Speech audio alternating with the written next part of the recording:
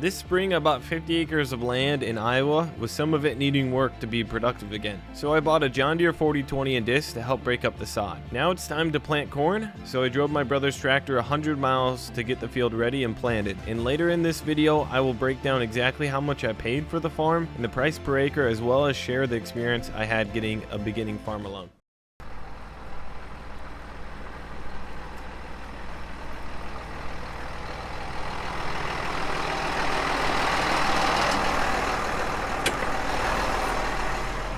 Alright, everything's going good. This is technically the second pass on the CRP area, and then we're doing one pass on the soybean.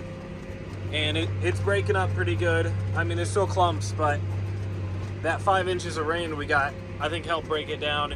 Once we get done here, we'll finish the 5 acres, then the 12 on the other side. If you remember, that was all water about 5-6 days ago.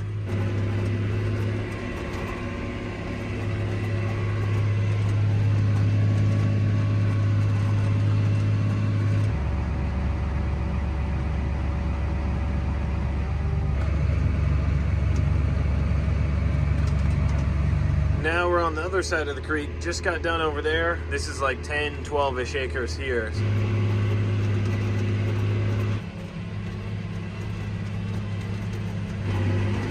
This spot here is by far the worst grass. And this had no trees. This was all just CRP, so obviously came back a lot quicker.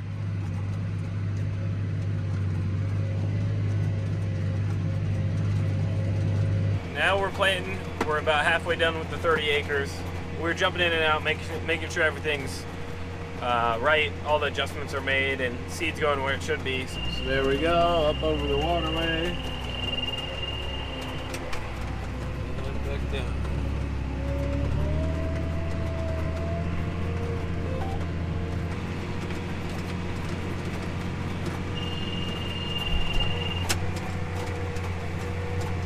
We're out of seed. I think it was row 2 or 3.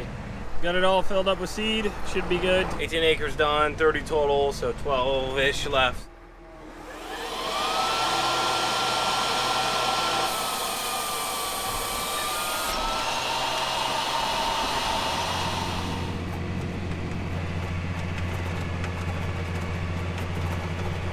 All in all, planting was going smoothly. But then Grant and I started to notice the planter rows were looking quite squiggly and not straight. Now the guidance system we have on the 8110 is an ATU 200. So we started to make adjustments to the monitor by changing the sensitivity levels. And after doing that, things would straighten out. But then about 10 minutes, 15 minutes later, things got squiggly again and we would have to make more adjustments. After a while of playing with it, we got it to a point that was good enough, or better than I could do by hand. Now after thinking about it for a while, I assume possibly driving at 90 miles down the road, and some of the road was quite bumpy, could have messed up the globe on the roof. It could have messed up the steering wheel system that's mounted to the steering wheel. So let me know if any of you guys have ran into issues like that before and maybe how you fixed them. Let me know in the comments.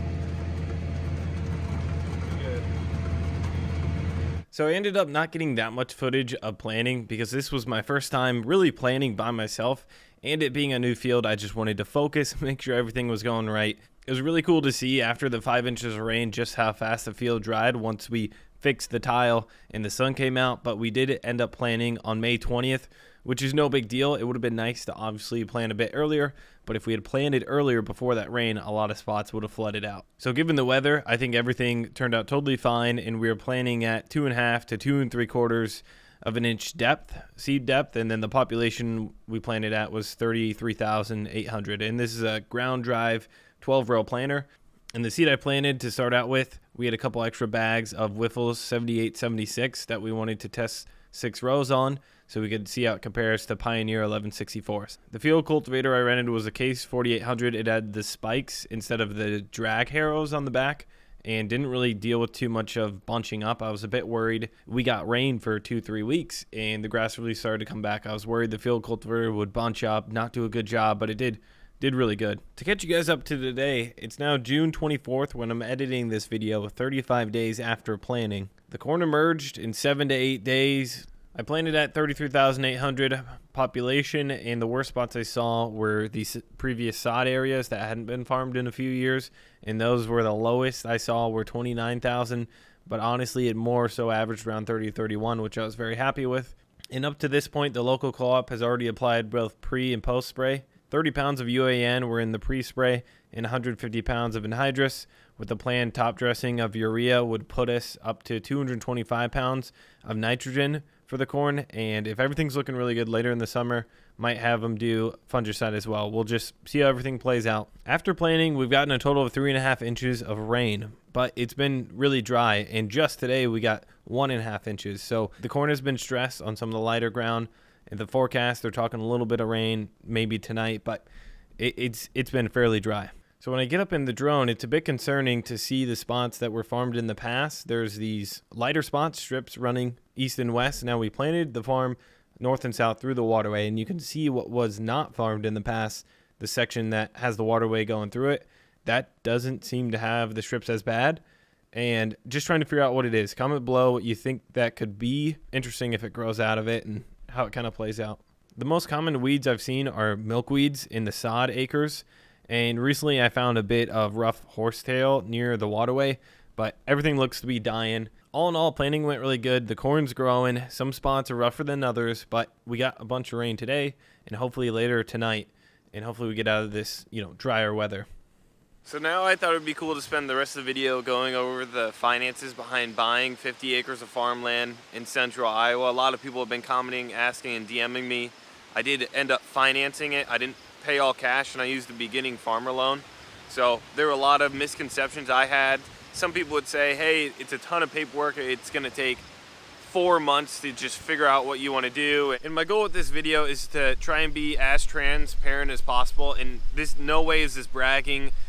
I always really found it interesting to learn from others through YouTube videos. Like maybe a YouTuber would break down how much income they made at being a real estate agent, or just having like YouTube channels and breaking down how much somebody made. I think it's really helpful for the people who are interested in trying to start their own thing, or everybody's kind of nosy and wants to know stuff. But you could look at it that me sharing this information is probably, worse off for me, but I just want to be as transparent as possible and help the 50 people that are looking to buy some farm ground, are interested in the beginning farmer loan and just want to know more. I paid $396,000 purchase price and I got a beginning farmer loan. And so on this specific loan, the lowest amount of down payment you can pay is 5%. And it's kind of interesting. So how it worked out is I ended up having to pay 10% down payment, and that's because I had a little more cash than maybe the average customer that is looking to get a 5% down payment. So I paid around $40,000 for the down payment, and then it was structured at 45% FSA at 1.5% interest rate for a 20-year term, and then the other 45% of the loan was through Farm Credit Services, and that was at 7.5%, and then they give you 1% cash back. So I just look at it, the weighted average interest rate was 3.5% I paid on this farm. So to keep things super simple, I wanted to quickly break down and show you the two main benefits of getting a beginning farmer loan. So the loan is structured in two parts, one being FSA and one farm credit. And my down payment was 10% of the total purchase price, and then the other 90% is finance. And so half of that 90% turns out to be $178,000. And so FSA takes one half and farm credit takes the other. So when you're getting this loan, you need to be in contact and get in contact with FSA and also some sort of commercial lender. It doesn't have to be Farm Credit Services. It can be a handful of other commercial lenders. And so FSA's rate is 1.5%, which is extremely low, especially today. It's low historically. And my term is actually 20 years, but to compare things apples to apples, we're going to keep it 30.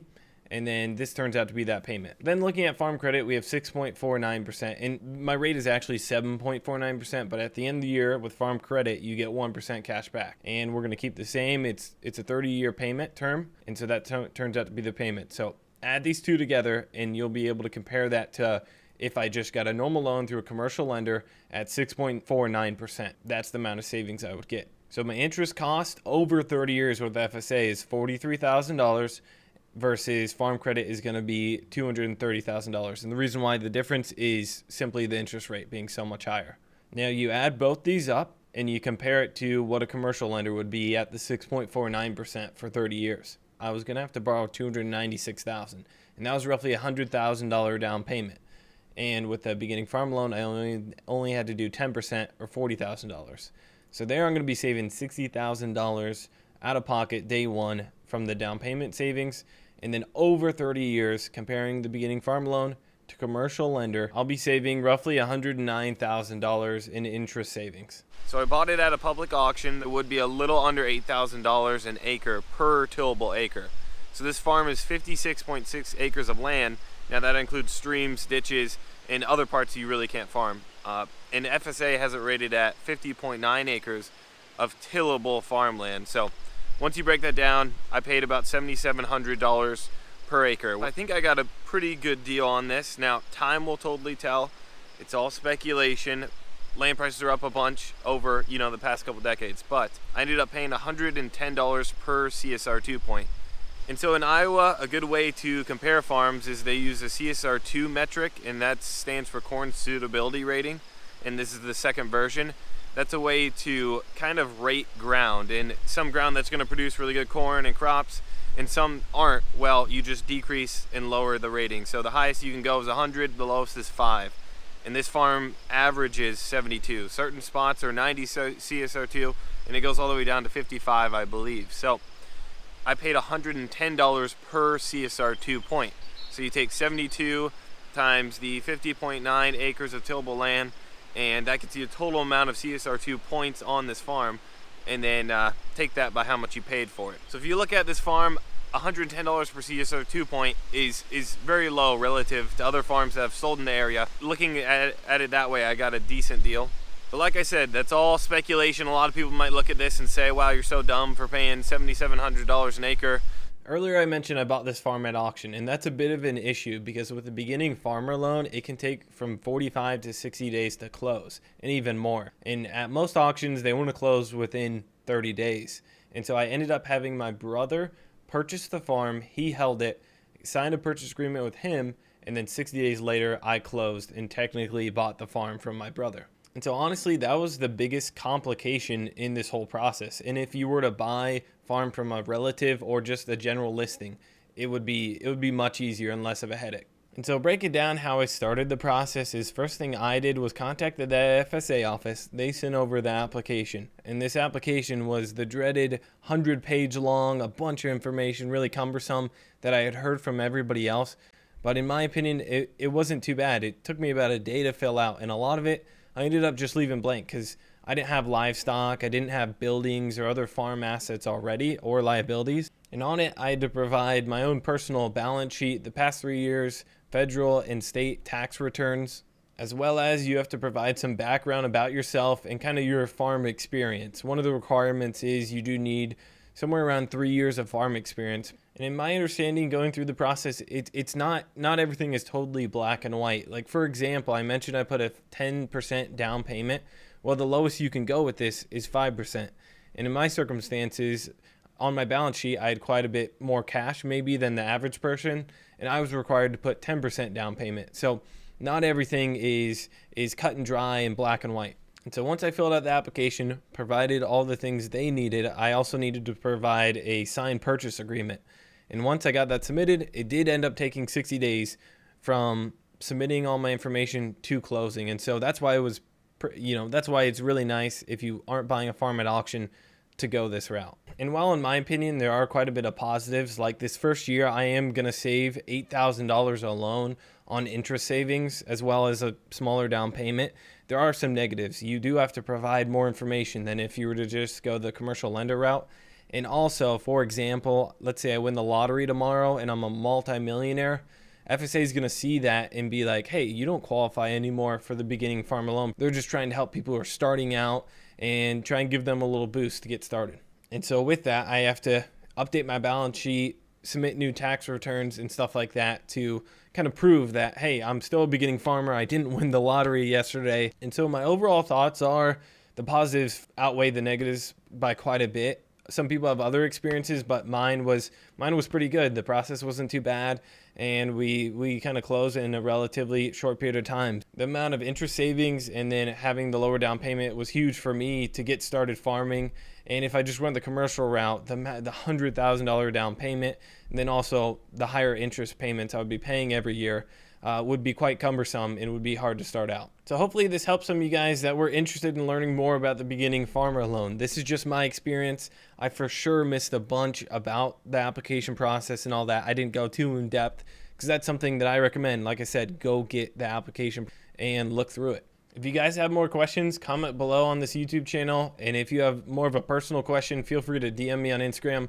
I made this video to help the 50 to 100 people that want to know this information and don't have somebody that they can talk to that has went through the process before. So bunch of also information online that's going to give you way more detailed stuff than I was able to give. So make sure to check that out, obviously, and take my word with a grain of salt. This is just my experience. Your experience might be different. And if you're watching this video 3 years later, I'm sure the process changed, interest rates changed, stuff like that. So like I said, hopefully this helped.